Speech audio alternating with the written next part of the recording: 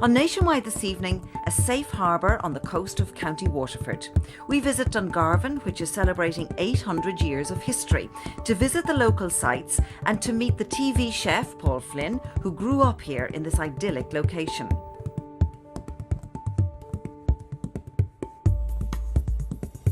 You're welcome to the picturesque coastal town of Dungarvan in County Waterford. Looking forward to a weekend of celebration as they prepare to mark the 800th anniversary of the granting of a town charter by King John in 1215. Now, Dungarvan was actually founded by Knave Garavan in the 7th century, but it was during Norman times that it developed into a town and subsequently a thriving port. And could you ask for a more lovely setting than here on Dungarvan Harbour? The town is situated about halfway between the cities of Waterford and Cork.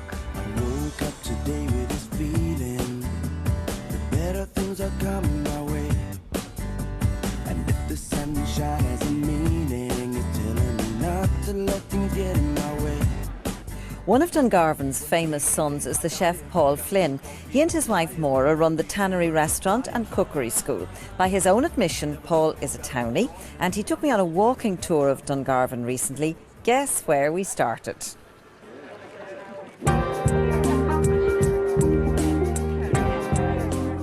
Paul, this is the perfect place to start our conversation. Yeah. The weekly market.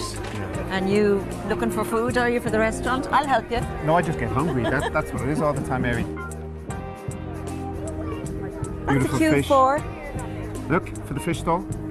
Straight out of the sea. Yeah. Wow.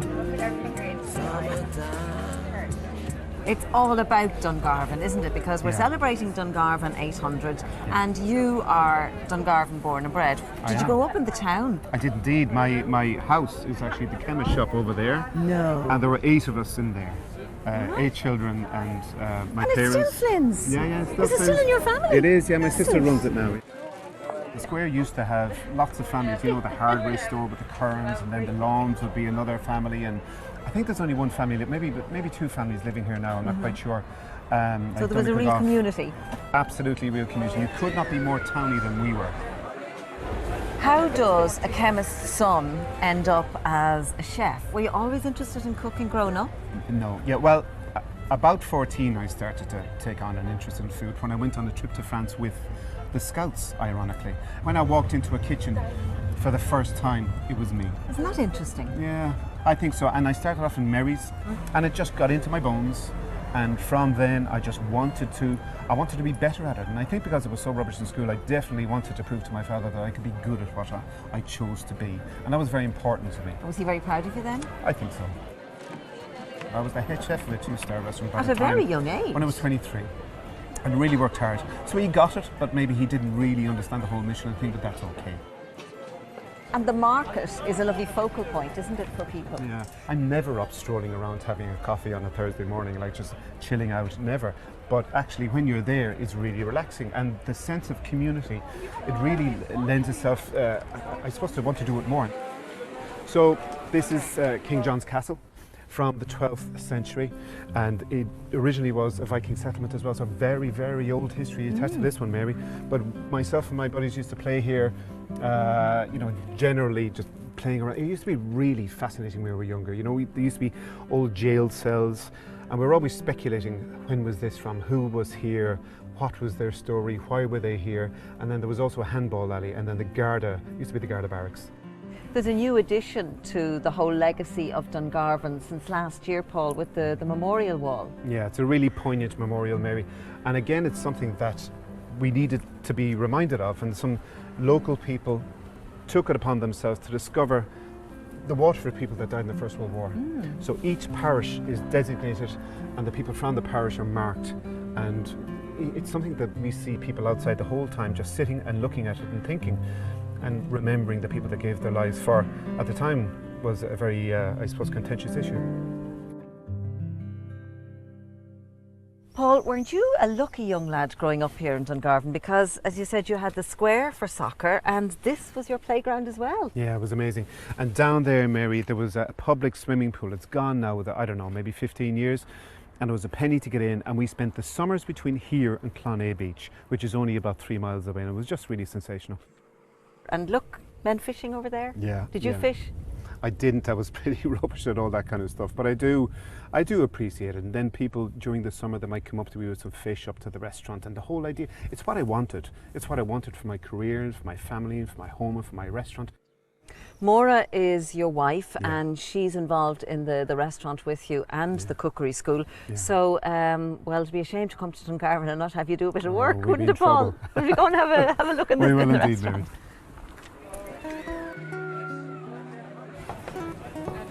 So this is where your grandfather actually worked. On this floor.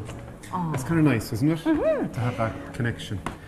The leather factory closed only in 1995, actually, and we took it over in 1997, which is amazing to me because it seems such a distant memory in many ways. But sometimes you might get old men come in here and say, I used to know your grandfather in the early days, and he used to work there. He's a really gentle man. He was like a gentle giant. And it was my mother's father, and he was a real townie, and he spent all his life here. And it was really, it was just important to me to continue on that legacy and that tradition and maintain it as a tannery, because it was a tannery. But look, I want to show you the cookery school. I'm incredibly proud of that. I'd love you to meet Maura and maybe get you to eat some oysters. Mary, this is Maura, my wife. Hello, Maura. Mary. The real boss. The real boss. And here we are in the cookery school. Maura, what's Paul like in the kitchen? Is he a shouty, roary type of a chef? He doesn't shout so much as, gets quieter and quieter when the pressure is on. So, not really. I suppose I think we work fairly Work okay well together as a yeah, team. Yeah. Are you into the food in the same way? Yeah, I suppose I am, because it's hard to escape from it. Food is our life, it's our livelihood, it's our life, all our producers around us. I suppose it's appropriate that you should be cooking something from the sea. What I'm going to do is a dish with gabin chorizo, and oysters and chorizo is actually a Spanish combination. And so you got a couple of things going on. You have hot and cold, but I've decided just to add something really simple here, a granita. And a granita is an ice, so it's like a slushy. I feel here in the cookery school, it's almost like having a lesson. Do you like teaching? I love teaching. I love the fact that people come to me on Saturday mornings when we have our courses, and I can just have a bit of fun with them. Really demystify the idea that cooking is something that's incredibly difficult, because it's not. The other thing I have to ask you is, do you like the television work?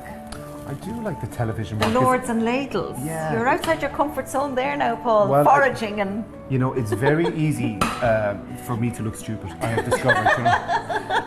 It's a natural sort of little zone that I have. That No. if ever, I'm the opposite of Bear Grylls, if you want to be stuck in an island with somebody, let it not be me. So what we're going to have, we have the lovely hot chorizo, the beautiful fresh oyster, and then the chilled parsley granita interesting with a little bit of mint going combination. through it. Just go for it. Okay.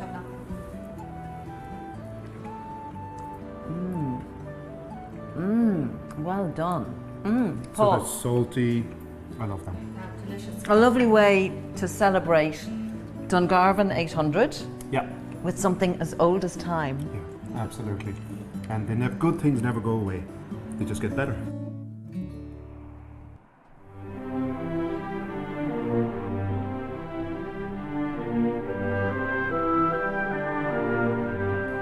Well done to Paul and Maura, and continued success at the Tannery. Now we're here to celebrate Dungarvan 800. It was in 1215 that King John gave the town charter to Dungarvan here, and it was 75 years later, actually, in 1290, that the Augustinians arrived here in Dungarvan. Father Tony Egan, you're the prior of the Dungarvan Augustinians. Lovely to meet you. Lovely to meet you, Mary. Well, You're now very welcome. I can see that they had a very easy way of getting to this position, Yes. because they came from England, isn't that right? They came from what we call our mother house in Clare Priory in Suffolk.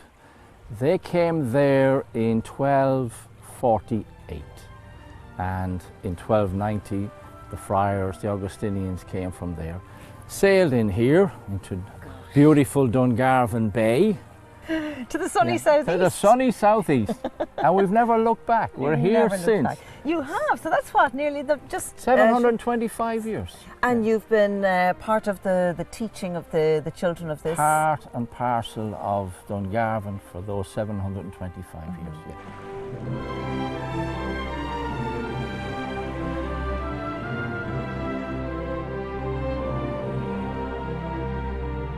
And it was then in the early 19th century, the early 1880s that we came back and built a priory in the town of Dungarvan, built a school beside it, and the first pupils numbered about 30. I think it was 30 pupils entered at that time.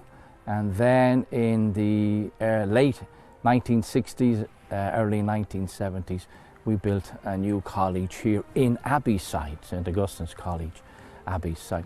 So if you like, after all those years, we came back to our original location here in Abbeyside. And we went from 30 on day one in that college in the town to 300 that day. And I think it's double that number now. And it's co-ed now? It's co-ed, yes, it's co-ed. And we have a lady principal, lovely lady, doing an excellent job. Isn't it lovely also to feel that this is the ruin of the priory, and Yes. yet Mass is still celebrated here. Mass, It's still a place of yeah. worship. Yeah, as we speak, Mass is being celebrated in there. In its St. Augustine's church, it is now, it's no longer an Augustinian church. It's belonged to the Diocese of Waterford and Lismore. But it still bears the name of St. Augustine, and Mass is being celebrated right as we speak. You've been here for 725 years, Yes. and as you say, been so much a part of the fabric of Dungarvan society. When you look into the future, if you had a crystal ball, do you think you'll be here in another 700 years? Oh, Mary, I can't say for definite. Only God knows, and He won't tell. But I sincerely hope so. Maybe not in the same way that we are here now, but I hope that the spirit of St. Augustine, the spirit of the Augustinians, the spirit of those Augustinians who came in here 725 years ago, I sincerely hope and pray that that will be here. I'm confident that the good people of Dungarvan and Abbeyside will continue with that noble tradition.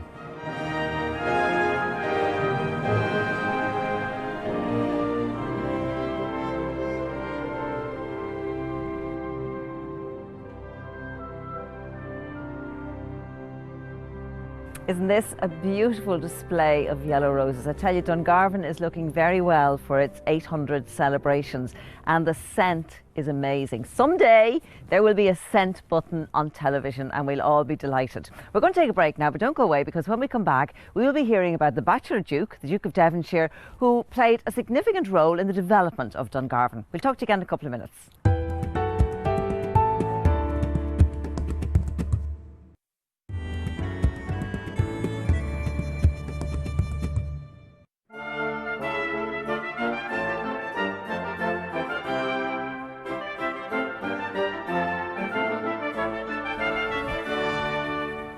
You're welcome back to Nationwide, and you're welcome back to Dungarvan, celebrating the 800th anniversary of the granting of a town charter by King John.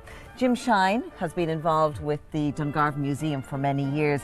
Now, Jim, we're here at King John's Castle. Actually, I was here earlier chatting with Paul Flynn, and when he was growing up, it was a Garda station, and he used to play handball.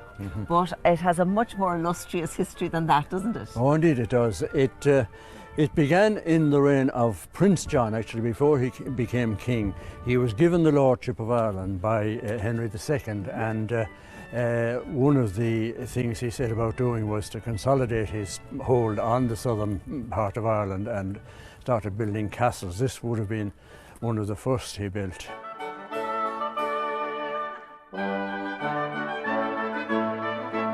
It was part of the defence of a town which King John set up, and he gave the town, shortly after it was established, he gave it a charter then. The Dukes of Devonshire became involved then in the development of the town. How did that come about? Oh, that would have been very, very much later. In the 1800s, and again it was a matter of politics. You know, in order to boost his prospects of getting appropriate voting rights, and he completely transformed the town, because first of all he built a causeway and bridge across the river and built the quays, and then laid out the town square. Most of what you see nowadays the square and the streets coming off the square and so on and down towards the old main street. These would have been developments by the Duke.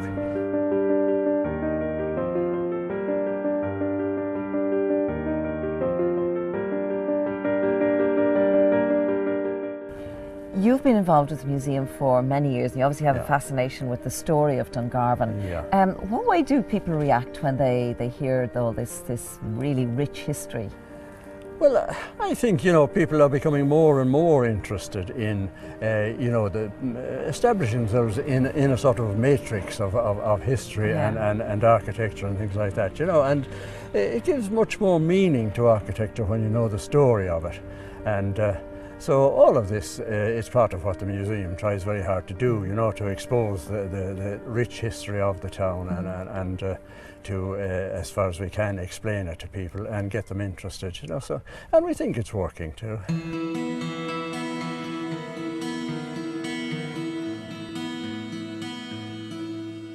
A rich historical tradition there. You know, Dungarvan has an awful lot going for it. Excellent road links between Waterford and Cork, a beautiful coastal location. It was a thriving port. We want to find out now about business opportunities in the town. Jenny Beresford is from the Chamber of Commerce. So, what's business like these days in Dungarvan, Jenny?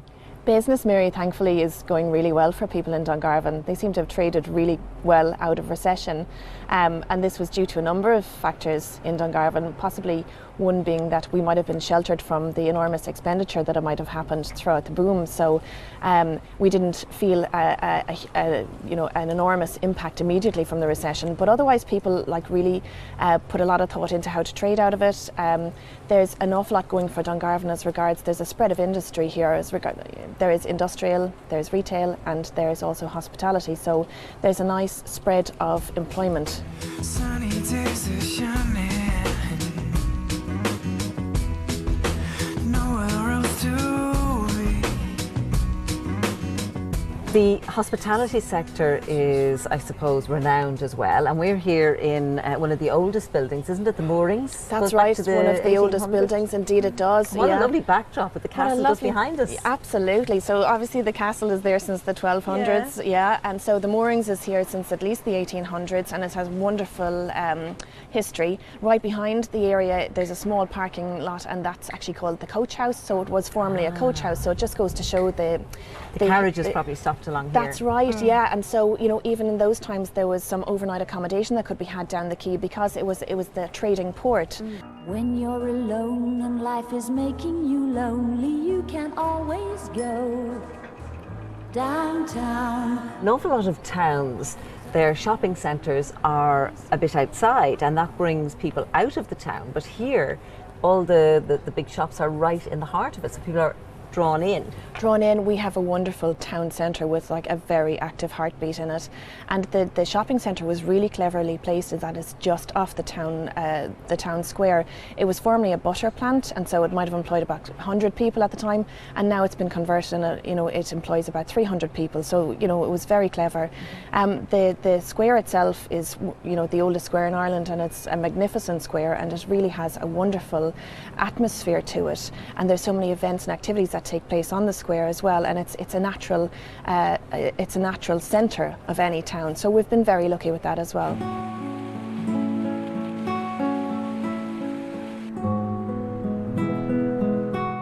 Tell us about Walton Park. Walton One Park, of your famous sons. Yes, indeed. That's after Ernest Walton, the Nobel laureate. And so there's a wonderful park that links Dungarvan with the village of Abbeyside, and it's just over the bridge. And it's a wonderful open space, and it was redeveloped there about just over 10 years ago, and it's called Walton Park. And even within the environment of Walton Park, there's a fabulous Causeway Tennis Club and Bowling Club. Or Bowls Club even, and a lovely playground for children. And that park, it's like there's always people over there, it's active all the time, and even at Christmas time we have a very unique Christmas lights display, Dungarvan Aglow. I'd encourage anybody to come here, but even up to 10, 11 o'clock at night the park is packed with people just meandering along. It's really fabulous recreational area.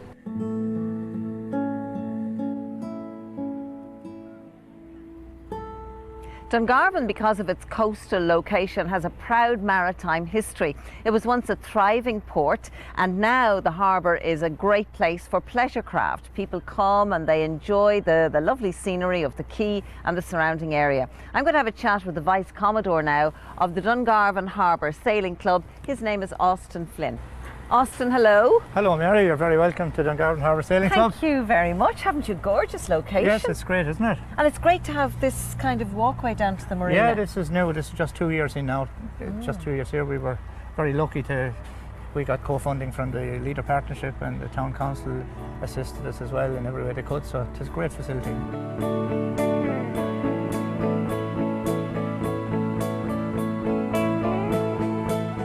I'd imagine that this has been a great asset. Oh, it to is. the club. Yeah. It's fantastic for the club. It's so safe. It's got all the facilities. It's got water and electricity, and visitors are accommodated here. It's great for them, and it's right in the centre of town.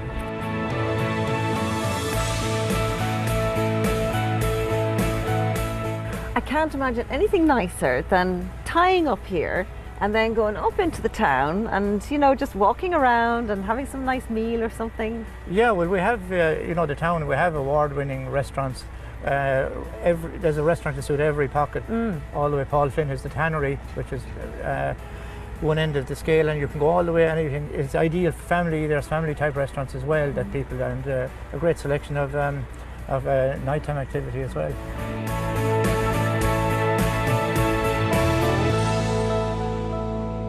Well, those are the celebrations sorted for Dungarvan Harbour. There'll be lots happening in and around the town as well. We're in the Castle Yard, King John's Castle. We're going to have a chat with Rose Ryle from Waterford County Council, because it's very quiet here today now, Rose, but on Friday and Saturday and Sunday, this place is going to be hopping. What's planned? Well, on Friday evening at 6:15, proceedings will begin with the arrival of a flotilla in the harbour here. King John will be on board with his knights. He'll arrive here at the castle and he'll present a charter to the chairman of the Lismore and Dungarvan Council. And what about the whole weekend? There'll be on Saturday here we'll have a medieval village, and we'll also have medieval reenactments. We'll have food stalls, and we'll also have traditional crafts such as basket making, butter making, coin minting, weaving. Isn't it lovely to think that this weekend this castle will be just full of life again, breathing life back into it? It will be fantastic, because back in the olden times this castle would have been full of activity, perhaps some battles and things like that, and soldiers, but this weekend will be a weekend of fun. There'll be dancing, there'll be theatre, and as I said, the reenactments as well, so it will be full of life and activity.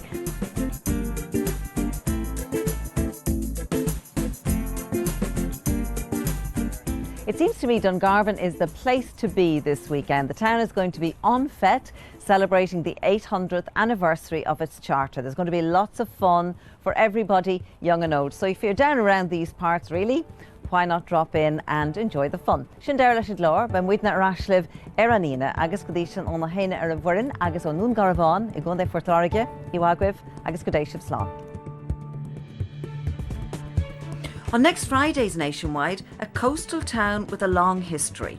We move west of Dungarvan to see the attractions of the County Cork town of Youghal. We visit the refurbished clock tower and see some of the many attractions for the visitor to this historic town.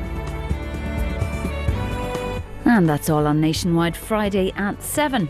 Up next, with only one spot left on the shop shelves, it's a nail-biting finale for the final 2 contestants in the Taste of Success.